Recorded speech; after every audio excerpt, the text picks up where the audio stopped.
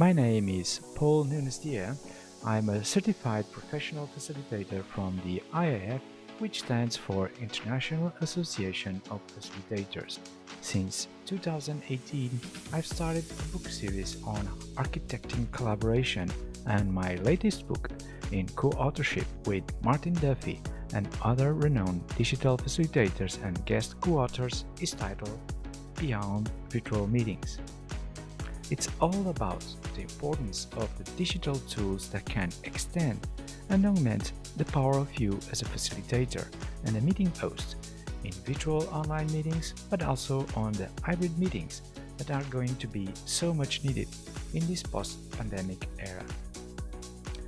Along with my co-author Martin Duffy and esteemed PhD colleague, we host Talk to Your Meeting Doctors, a series of hosted conversations with meeting experts that can advise you about how to transition to this new normal and take advantage of this incredible once-in-a-lifetime opportunity to make the organization of your meetings more sustainable and effective. Please stand by as the next show will start momentarily.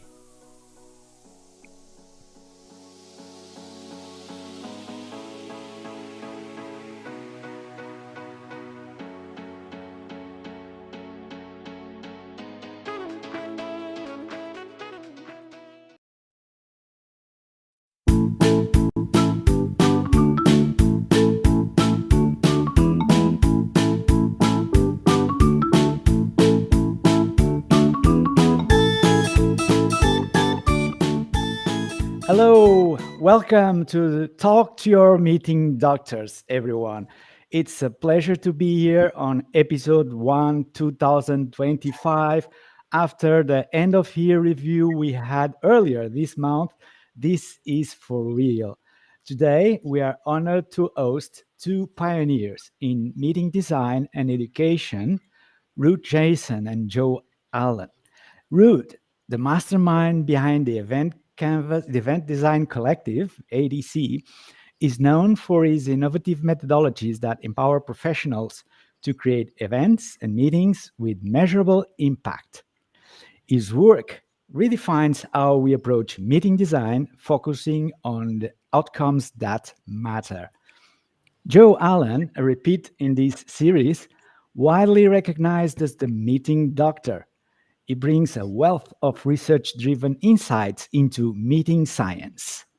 His expertise bridges the gap between academic rigor and practical application, helping organizations to create meetings that are both effective and engaging. Along with Martin Duffy, it's a pleasure to be here with you, and together we'll delve into how education and intentional design can revolutionize meeting management, ensuring that every gathering, big or small, drives real value. I hope you enjoy the conversation. And over to you now, Martin. Yeah, thank you very much, Paul. Great to be back for 2025. Rud and Joe, as we say in Ireland, Céad Míle Fáilte. That means 100,000 welcomes. And it's a welcome back to both of you, actually. So really great to talk to you both. When we spoke to both of you quite separately over the last couple of years, it struck Paul and myself that it could be really interesting from an education perspective to hear what both of you might have to share with each other and with our audience. The idea of meeting education, Joe, we've spoken a couple of times about this topic, and we felt there was a dearth or a lack of formal education in the conduct of meetings. Rud, when we first spoke to you, we actually discovered that you've been working on delivering meeting programs at third level, which is the part that we've previously found there to be a significant lack of. So in that context, we thought it would be really interesting to have a chat with both of you. With that in mind, guys, I'm just going to do our usual thing. There's no pre-scripted questions or answers. It's really to open the floor and to say, what have we been missing and why have we been missing it in the education of people in third level about meetings and the conduct of meetings? Well, I mean, I'm happy to start here. You know, my claim that there isn't a lot of, or very much, or really any, is what I had said in our previous conversations. Formal education around meetings was focusing on like managers and management type situations. Thinking about the small group or the staff meeting. Uh, as far as I know, there still isn't a whole lot of formal education in that regard. We expect these folks to do 75% of their time in many cases meetings, organize them, run them, attend them, etc., make decisions in them. It's all those things, and yet we don't actually give them a whole lot of guidance.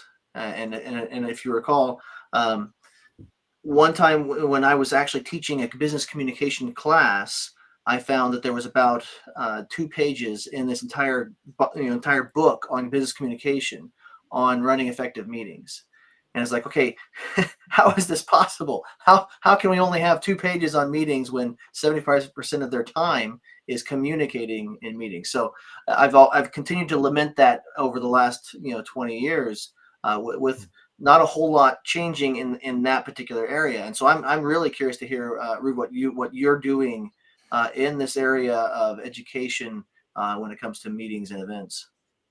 Yeah, and thank you for highlighting that. I think it's so important when the one thing that most managers and teams and whoever really dread most is being in meetings or the meetings about meetings, right? Sometimes there's meetings about meetings where they try to figure out what the meeting should be about.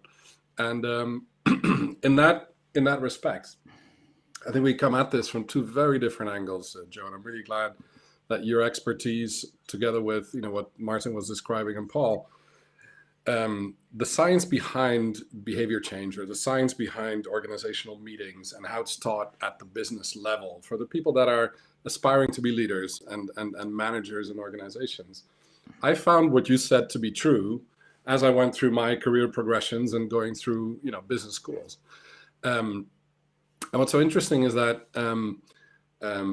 I think one of the hardest things that I've experienced since we, at the Event Design Collective, we are coming at this from a very pragmatic perspective.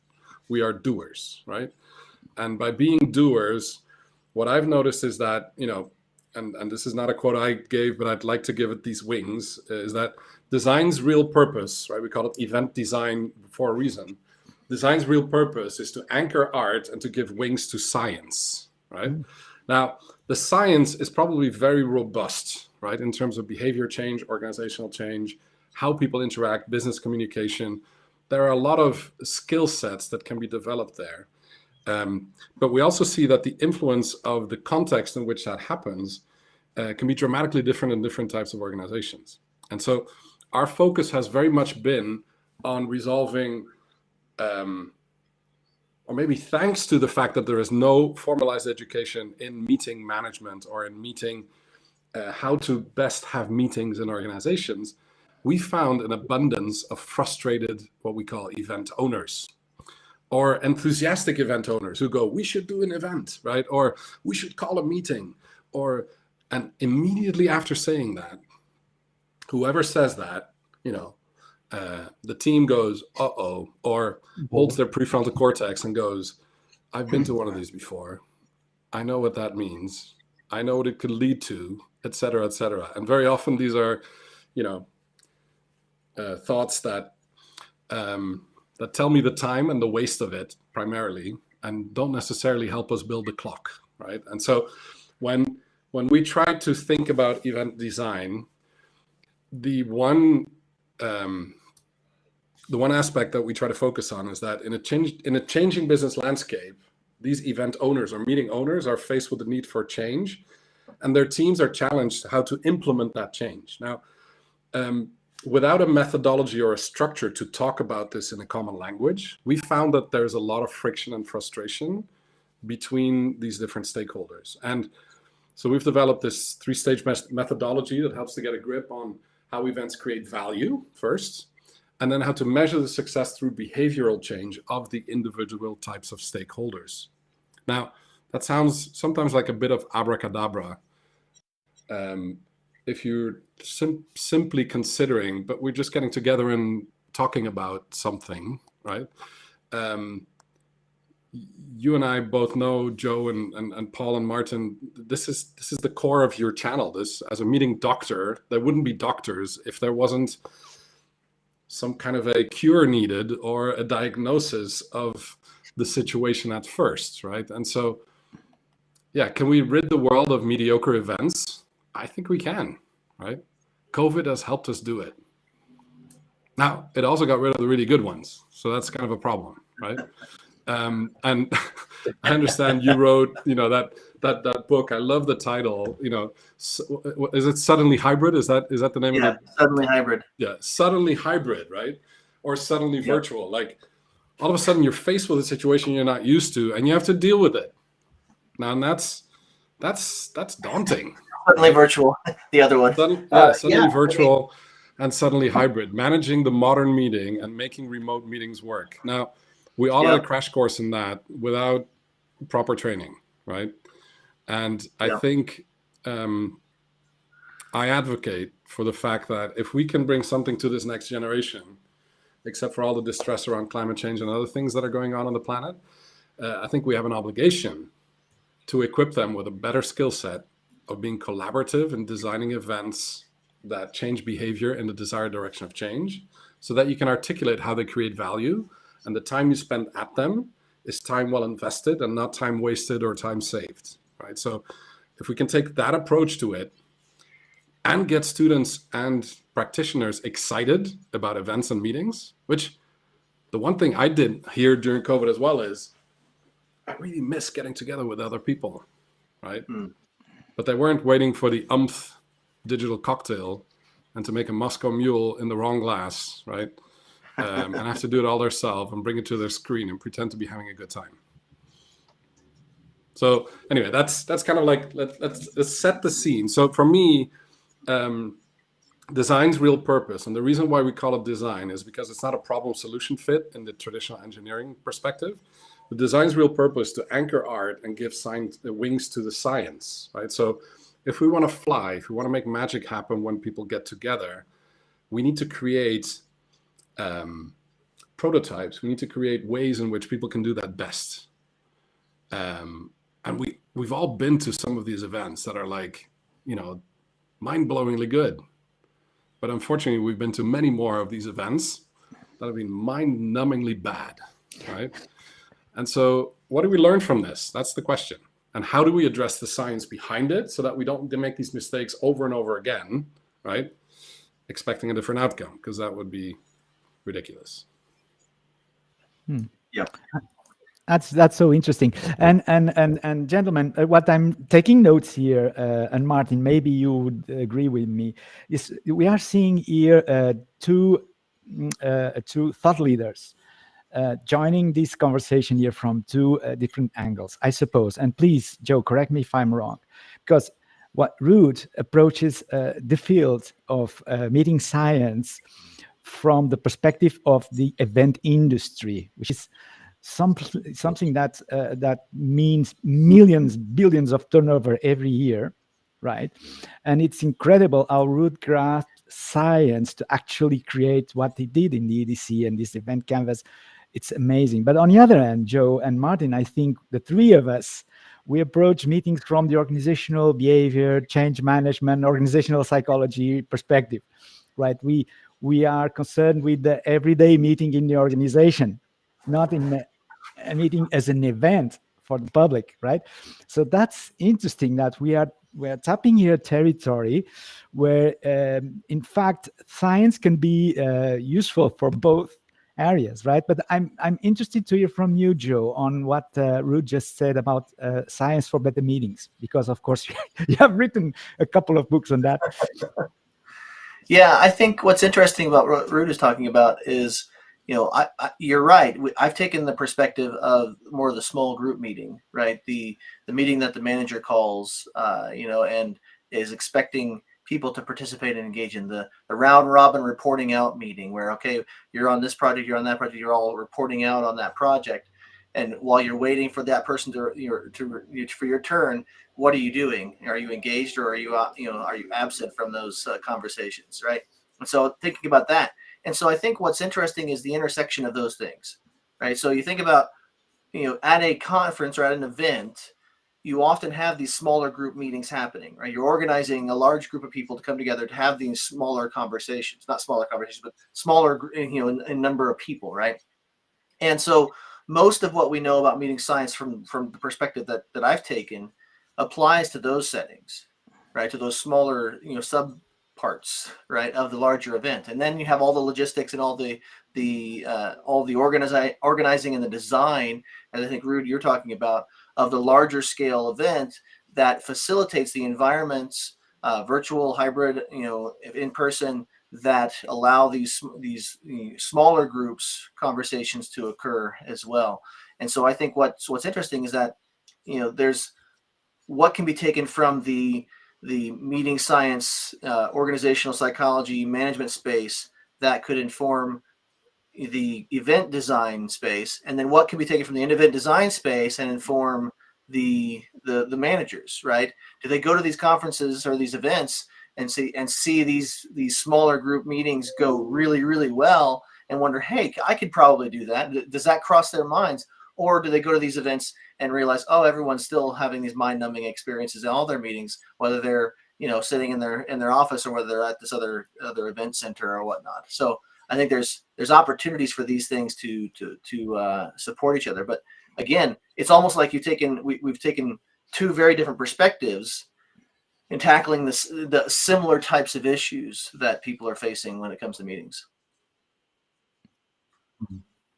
I think that's a really powerful insight, and I think the exact premise of coming at the pain from different angles highlights this need for stakeholder perspective awareness, right? The ability to understand and to be conscious about how different an experience is from different perspectives, I think is the beginning of how the design cycle starts, right? And because it's so complex to hold that all in one mind, in theory, there's no difference between the theory and the practice, but in practice there is, right? And we all know that. So if we are able to stand still for one moment, consider the amount of time we're trying to spend together with that group of people, and quantify that and say, what if we would take 1% of the time to think about how we're going to be spending that time best,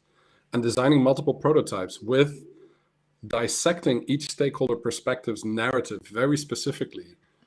And we created 14 building blocks to do that, 3 steps, right? From articulating the change, giving the design restrictions, which could be time and the expected return, or the cost and the revenues and the jobs to be done and the promise.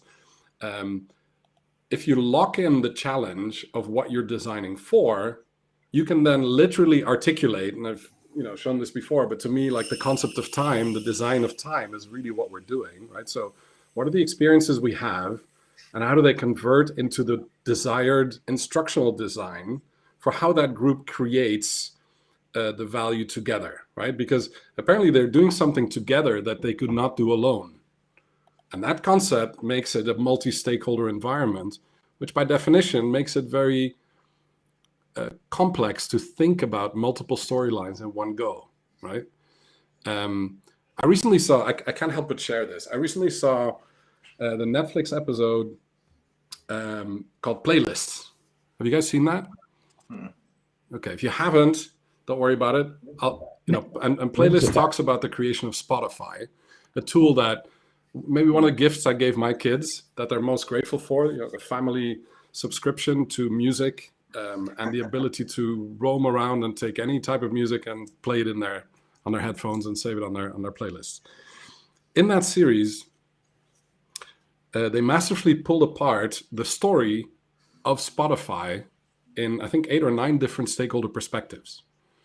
From the perspective of the musicians, the perspective of the music producers, the perspective of the user, the perspective of the technical programmer, the perspective of the owner of the company that created Spotify, from the perspective of the record companies that had things to lose and things to gain as a result of, pirated streaming on the planet.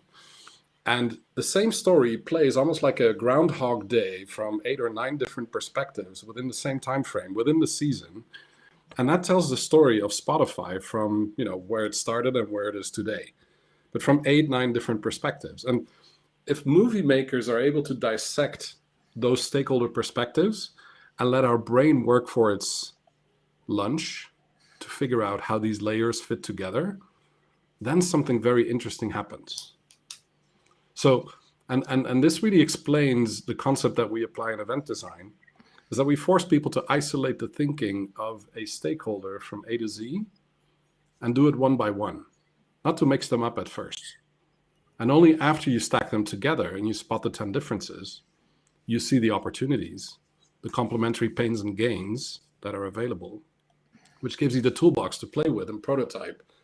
Because no group is ever short of ideas of what they could be doing, but there's sort of a filter of filtering through which ideas would work best and which ones are absolute garbage, right? So creating the rubric for taking decisions, which is basically what a managerial role is, right? It's holding up the prism and being able to take decisions that will enhance the way that a team will function, that will enhance the culture building in an organization, that will enhance the quality of the product or services you're developing, whatever it might be. If you know what the rubric is and you can determine the rubric, all of a sudden taking decisions becomes easy. Would you agree? Yeah, I think there's what that starts to get at least from my perspective, is that there are different types of meetings, different purposes for which meetings people come together to discuss things, right? And if you decide ahead of time, so this goes back to the meeting science basics that I teach people all the time, which is what's the purpose of your meeting? Does that purpose require collaboration? If you say no to either one of those, don't have a meeting. If you say yes to both of those, now once you've defined your purpose, now it sounds like the idea might be to know, okay, this meeting is going to be about this. Here's some guidance, a rubric or something that would help you to kind of organize that meeting around this purpose. One thing that and what's interesting about that is within meeting science, within organizational psychology and management and OD and so forth, the work has not really done a whole lot on different types of meetings. There's been a few different people who tried to say, oh, here's the list of different types of meetings, and here's the list of different types of meetings. They've done that in a few different writings. One was in the meeting science handbook. And the interesting thing about that is they don't always overlap. They do overlap some, but they don't always overlap. And then because there's been so few researchers in this space, we haven't gone in and dug into each of the different types, right? To really understand what is needed in each of these types to be successful. Most of the work has been about, hey, meetings are really crappy. How do we make it better? And it's been all this kind of very general, which is good. At least I like to think it is, because otherwise I have no career. But it's good work around, okay, you should start on time. You should end on time. You should have an agenda. You should, when people start monologuing, you should, you kind of bring them back in onto the topic of purpose. And so it's been very general on guidance and tips and tricks and ways of making the meeting just in general flow better, decision outcomes to be better, etc. But when it comes to specific targeted purposes, there hasn't been that I know of, and maybe you can correct me if I've overlooked this, but there hasn't been organized research in my domain around specific types or specific purposes, with one noted exception, which is the after action review, which we can talk about some other time. But that one has received a lot of attention. But pretty much every other type of meeting, if they've received any attention at all, it's been maybe one paper, one study, which is good. It's a start, but there's a whole lot more that probably needs to be explored there. Anyway, that was what I caught from what you were saying, is that there's that at least in my space there's a lack of that work. Yeah. Both of you have touched on something that I find really interesting and haven't really thought of it this way before. The idea that from the relationship between events, which we'll call relatively infrequent and large scale meetings versus meetings, organization meetings, which happen routinely, regularly, often, and are small scale. The interesting point that I took from both of you is that both of those types feed each other. So in other words, in the context of small meetings, somebody is likely to come up with the notion we should have a big event. And then I think, Joe, you made the point, and then they go, or sorry, Rud, you made the point and said, oh, Jesus, what do we do? Okay. On the other hand, Joe, you made the point saying when we hold big events, actually, it's a collection, it becomes a collection of small interactions, small group dynamics. And I know, Rud, from some of our previous conversations, we talked about that, about the construction of the event and now the different modalities of how people come to meet in smaller groupings within the big event. That relationship sounds to me like it's two sides of the same coin of organizational meetings, because no big event is going to be devoid of organizations or organization, either a single organization setting it up or multiple organizations coming together to set it up. And actually, very few small meetings at organization level are likely to exist in the absence of some big event.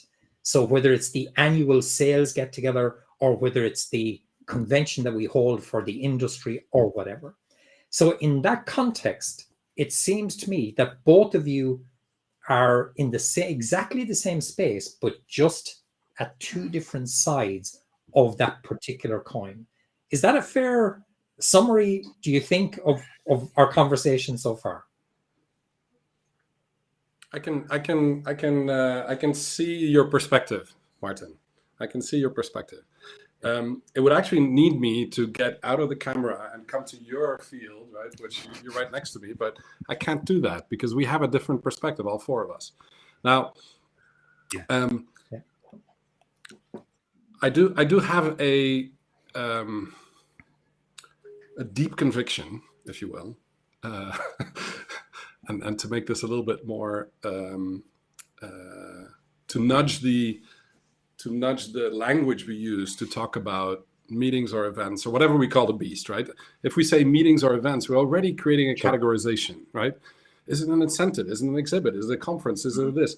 Is it a colloquium? Is it a symposium? Is it the World Economic Forum? Is it, we all have come up with a whole myriad of kind of things that we think sound attractive to people to be part of. The least sexy of all of these words, which one do you think it is? Right?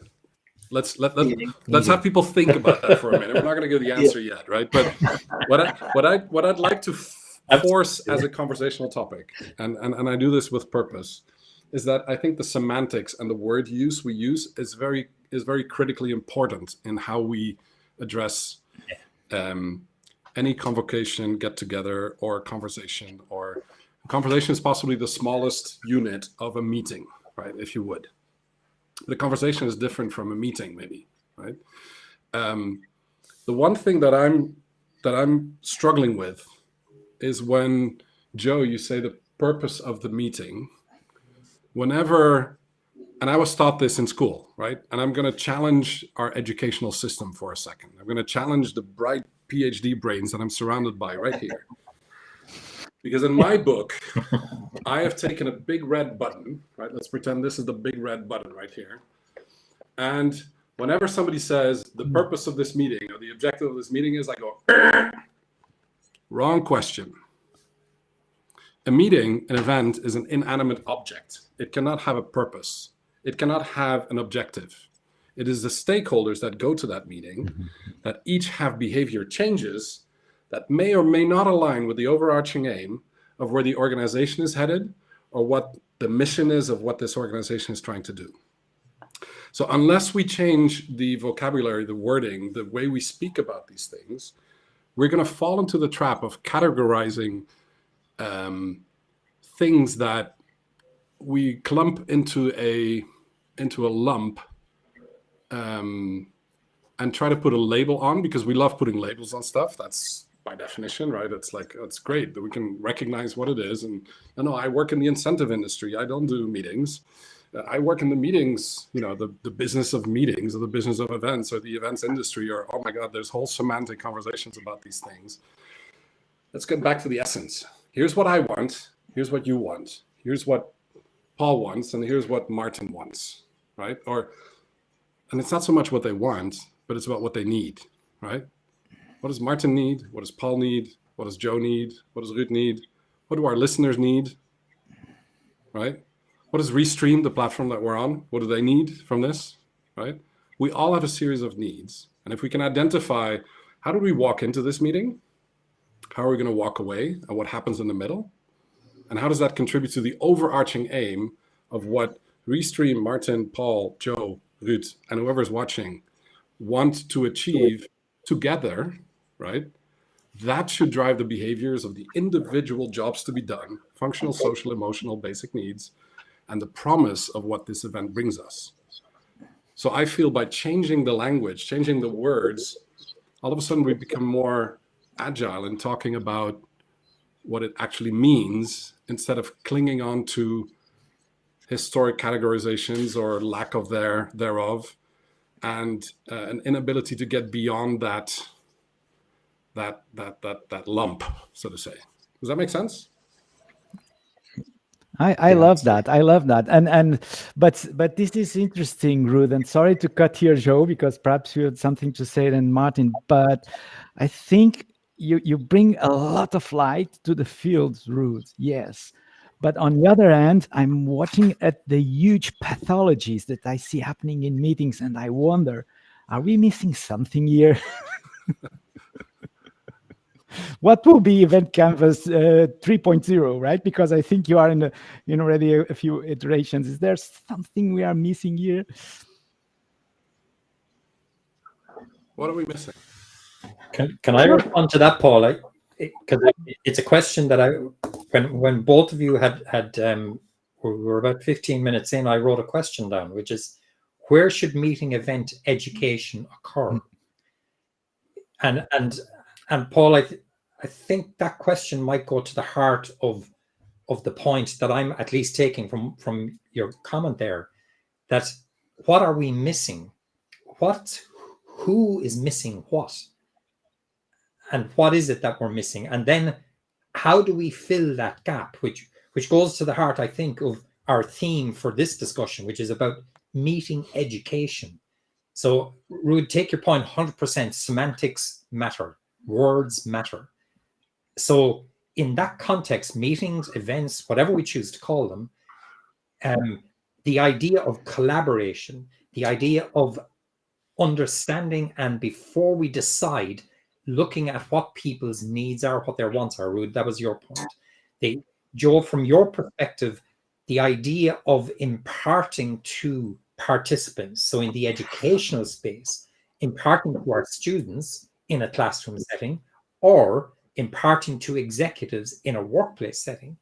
So where should this education piece take place? Should it happen in both? Or is there someplace else that it should be taking place? Well, I mean, I can speak to that, at least in terms from my thoughts, is, and I've been thinking about this quite a bit lately, because there's this large push in the academic world and the education world, at least in the United States, that the belief is that students should be emerging from their education with their bachelor's degree or their master's degree with all the skills necessary to be successful in a very specific, very, very targeted job area. And that's the kind of a bias that's starting to emerge, that they don't feel like universities have necessarily done a very good job with. And when I hear that argument, when I hear state legislators, when I hear senators, when I hear others actually talking about this issue, because they're concerned about the cost of education, they're concerned about the outcomes of education, I think about, what are the things that people come out of their education not knowing that we could fairly easily help them understand, right? And it depends on where they're going, right? And what their education background is. I'm sure, Rud, you probably there are probably specific masters and bachelor's programs that have gravitated towards this event design collective, that you have, this education materials that you have. But what I'm saying is that there are other programs. If a person intends to go work for a company, and that company is going to require them to communicate verbally and visually in a meeting environment, and we don't give them any education on how to do that, whether that be in an event, larger scale event situation, or whether that be in the staff meeting, then I feel as though we failed them, right? And it augments and highlights that concern that state legislators and senators and others that are talking about, let's fund education less because they're not doing what we want them to do. They're not providing us with the skills that our people actually need. Now, I don't necessarily agree with that perspective. I'm just saying that this is one of the areas that there's concern about, that they come out and they don't know how to talk. You put them in a room with a bunch of executives and you expect them to talk, and they don't know what to do, right? They don't know how to do it. Yeah. And so from my perspective, I go back to this whole the meeting doctors. I love this this group that we have gathered here, because I think about symptoms. I think about symptomology. You even used the word, Paul, pathology, right? There are symptoms that are in the environment, symptoms that we experience at a not so good event, symptoms that we experience at a terrible meeting, right? That we're experiencing these symptoms as in, I'm not doing a good job, and I know I'm not, but I don't know how to fix it, right? Or this event was really not great, I don't know what to do to make it better, etc. That's where this education piece comes in. And whether that's going to be at the event or staff meeting level or what, I think there are things, and when I talk to people about it, my symptoms are usually different than other people's symptoms, right? My pathology, my disease, when it comes to how good or bad I run my meetings, is different than others. And so the challenge I see is that we don't provide them a base, and then they acquire a whole bunch of symptoms that are different from each other. And so it's hard to say, okay, this is the thing that they all need. It's just not the case. It's usually 10% need this thing, 5% need that thing, 20% need this thing, and so on. And so it's hard to then address those, except for in a one-on-one, almost coaching type situation, unless you provide them a base understanding and some of that terminology that Rud was talking about earlier, where they have a common language to talk about. Okay, this is what this means. This is what I'm experiencing. Here are some options for making it better. Yeah. Maybe if I can tap into that very fact, because I like the fact that it needs to be tangible. Tangible skills, tangible missing gaps in being able to function well in a team setting, in a leadership setting, in an organization that has some kind of overarching purpose, right? One of the common symptoms, or pathologies, if you want, is they spend 4, 6, whatever years going through their bachelor's, master's degrees, education, and I see this with my own kids. My daughter just graduated from college with a master's degree in Copenhagen Business School, second year into the job. My son is in the middle of his bachelor's degree. What are they being educated for, and what do they select as what they want to learn? It's always based on some kind of affinity, or what they think the affinity might grow into the future, right? Now, does that respond to what the marketplace needs? That's always a very difficult question, right? So if I think back, some time back, I had a thought, and it was a thought that events are to humans what the internet is to computers, right? Computers change over time, and the internet changed over time, right? It's still fairly young. It's only 28, 29 years old, roughly, if you look at it for our availability.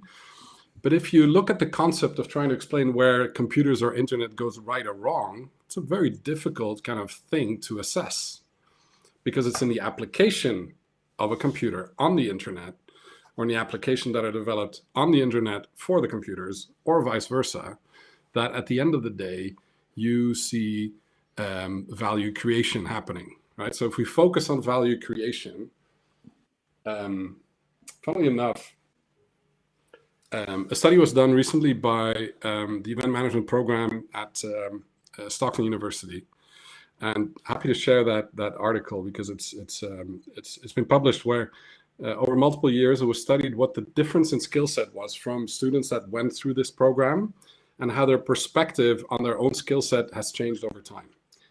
And one of the core findings there was that the ability to voice and collaborate with others to create a group setting where thinking is collaborative instead of egocentric, opposed.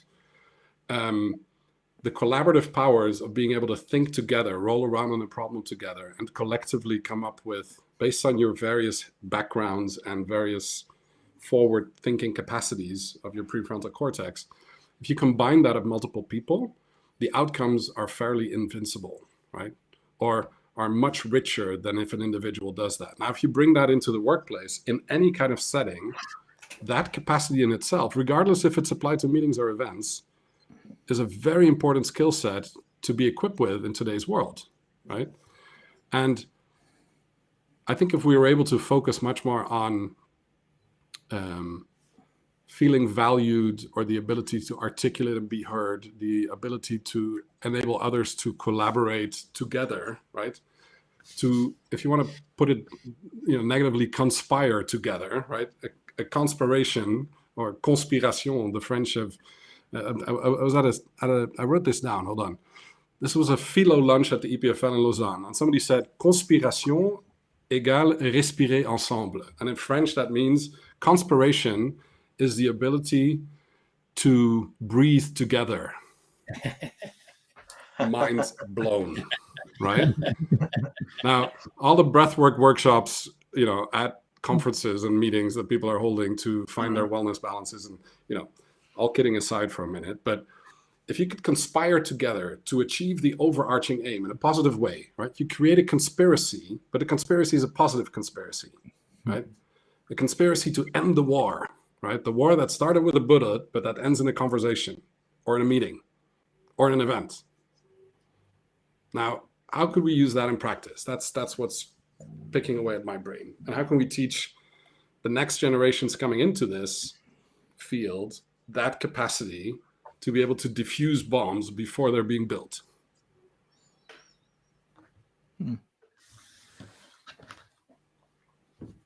I love this silence. We're breathing together, Paul. We're breathing together. Yeah. Yeah, certainly making you think, where's the entry point for the shall we say rising generation?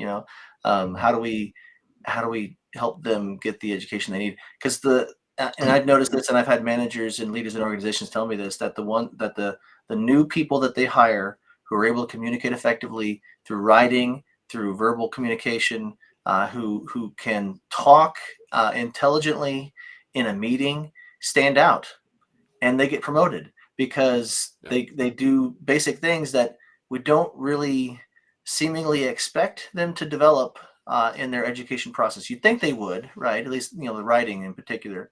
But I think a lot of the transition to, less dialogue, more viewing of videos, and then doing a multiple choice exam is not teaching some of these softer skills, I guess you could call them, that managers value and that leaders value in organizations. And so, if any younger people were to stumble upon this and hear, develop your skills in interacting with other people, put your phone down, and look up and have a conversation with people around you, because if you can do that, it actually bodes well for you in terms of, promotability in an organization, as well as your ability to get what you need when you have interactions with other people in meeting or event environments.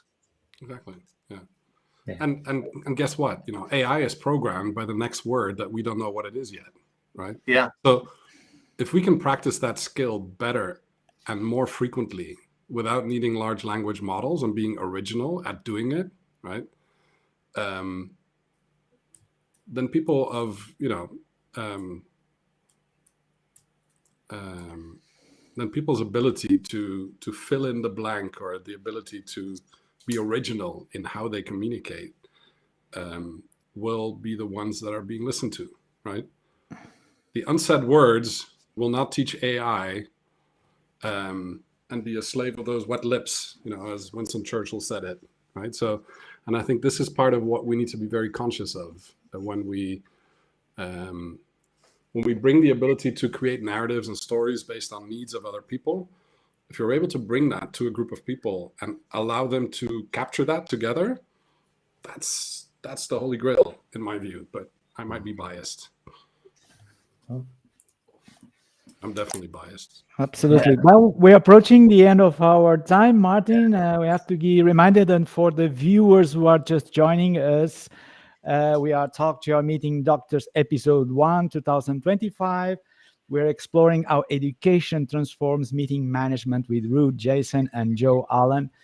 Get ready now for the summary that Martin Duffy usually conducts brilliantly at the end of our episodes. Martin, are you ready?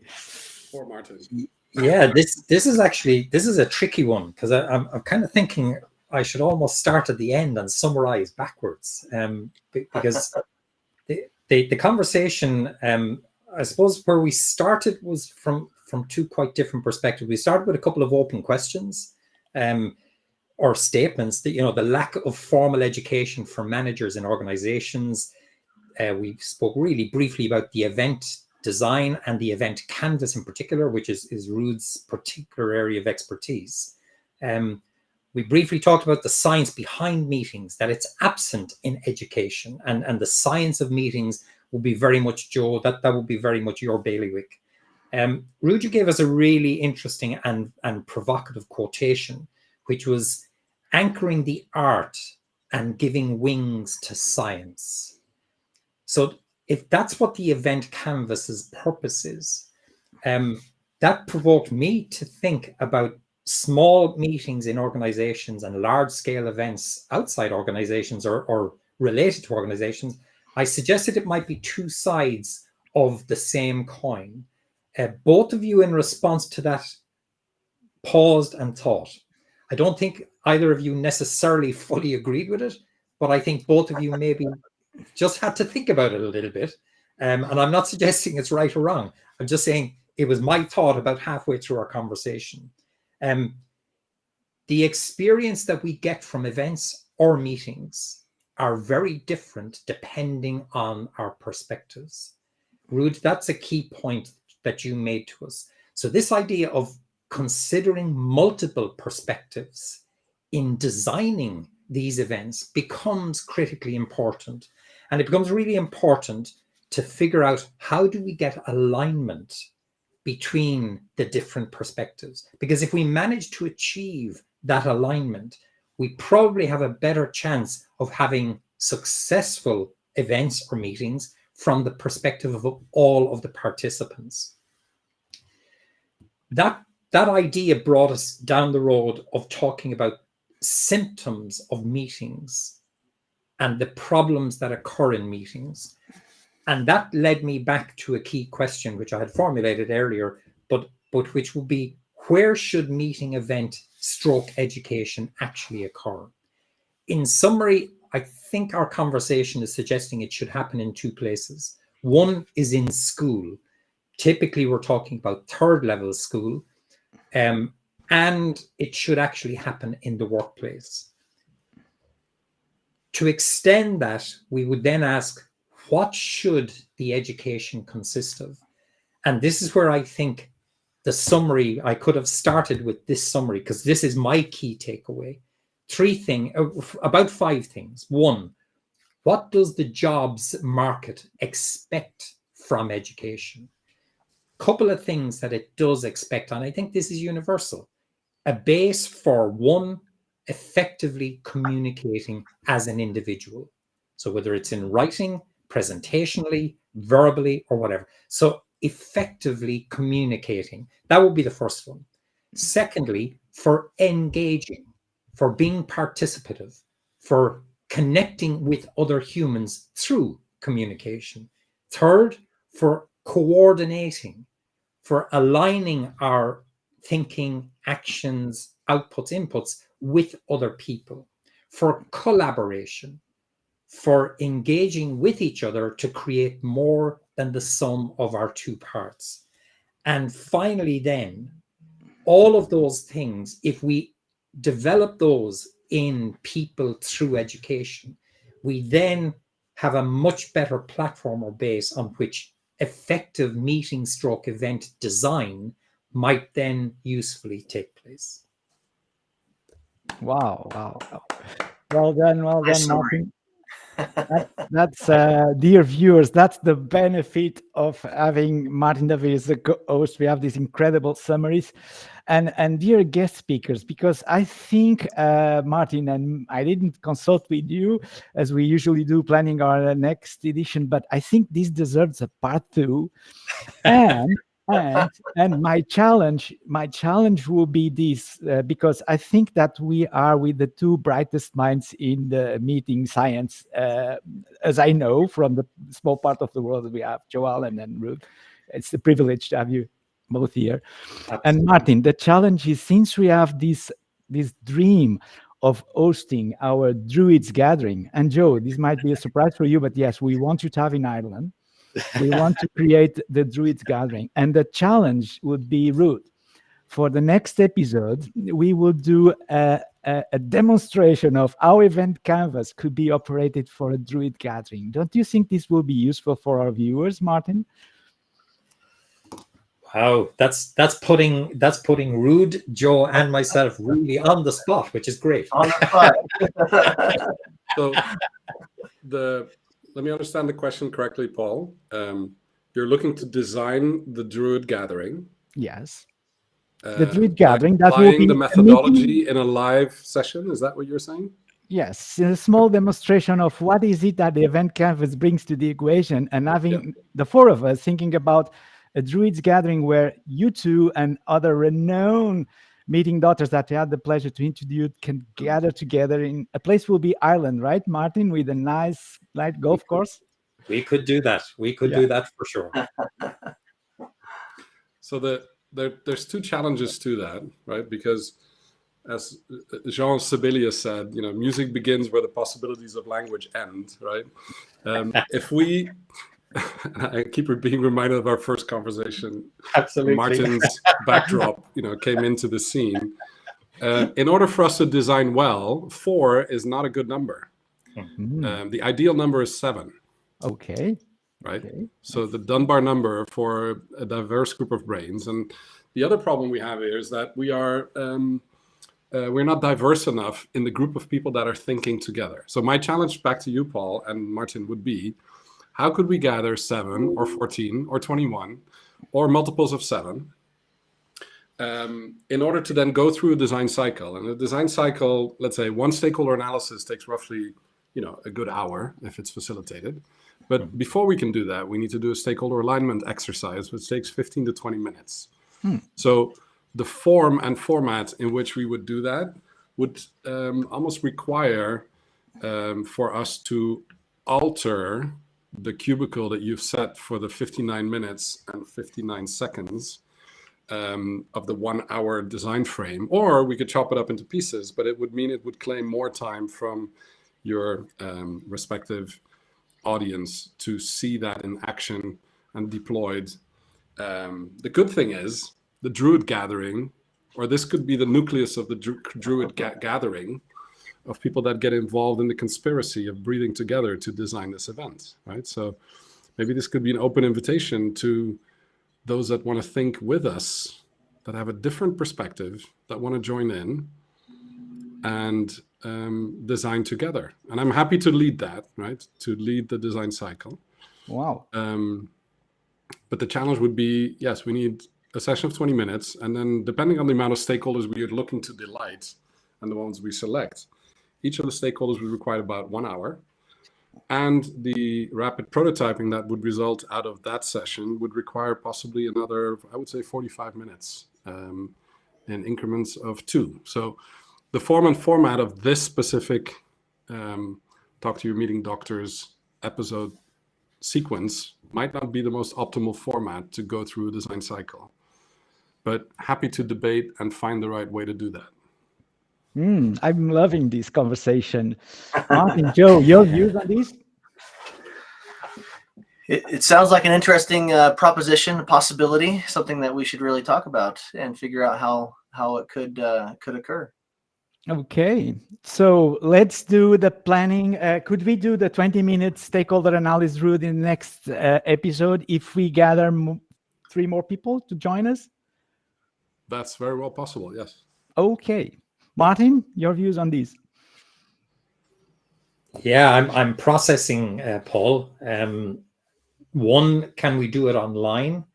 2, where does it fit in with the Druids Gathering in Ireland if we do it in person? There's a whole lot of stuff going on in my mind at the moment. There's never just one prototype, Martin, right? No, This is true. This is you already rapid prototyping that there's multiple ways in which we could do this, which is exactly the point. But one possibility to be consistent, I guess, with our format here, with this and the fireside chat concept, it would take more than 1 episode. Mm-hmm. It would take multiple participants, and potentially it could be spread across, say, 3 episodes, with a view to, at the end of 3 episodes, you could have the prototype for the Druids Gathering that would take place in Ireland at some future date if we had enough people who were interested in music, golf, and engaging intellectually with the art and science of meetings and events. How about that? That will be awesome. And note the order in which I framed everything there. Yeah, I saw that.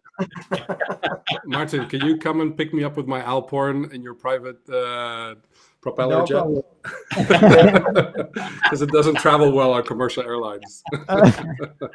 Okay, dear viewers, I think we can wrap it up for the day. It was an amazing session, and we have a challenge for next episode. So we're going to have a stakeholder analysis for this hypothetical Druid Gathering with 3 more guests we need to find in a hurry until next month. Otherwise, we can put some regular episode in the between and have 2 months in advance for this. We have to decide that. Dear viewers, I hope you're enjoying this because this is actual live decision making being made with you watching us, right? So, Unscripted, unprepared. yes, totally. Rud and Joe, it was really, really a pleasure to have you here. I think we have the brightest minds in terms of meeting science in what we could have in our episodes, Martin. Also with my co-host with amazing summary for today, so I couldn't be happier. And I hope, dear viewers, you enjoyed it. And over to you guys to say goodbyes as we close the mic in a few seconds. An absolute treat. Thank you so much, Joe, Martin, and Paul. Yeah, great to be here. Thanks again for inviting me. Thanks very much, guys. Really appreciate your time and insights as always. See you next time. Bye all.